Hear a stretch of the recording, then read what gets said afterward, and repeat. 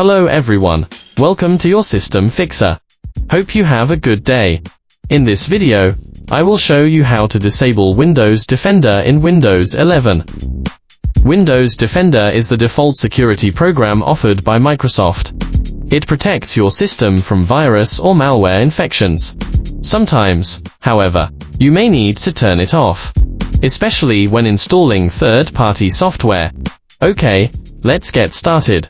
Type Windows Security in the search box and click the best match result. Then the Windows Security window will pop up. Click on Virus and Threat Protection, and a new window will appear like this. Just scroll it down to the Virus and Threat Protection Settings location, and click on Manage Settings now. Once you are in the Manage Settings, toggle off the switch next to Real-Time Protection, and say Yes. And if you want to disable the cloud-delivered protection, you can toggle it off, too. The second way is to disable Windows Defender permanently. It is also easy. Just follow me. Just press the Windows and A keys at the same time to open the Run box. Then, input regedit in it and click on OK. In the Registry Editor window, go to key_local_machine, then navigate to Software. In Software, find Policies and expand it. Then click on Microsoft and expand that as well.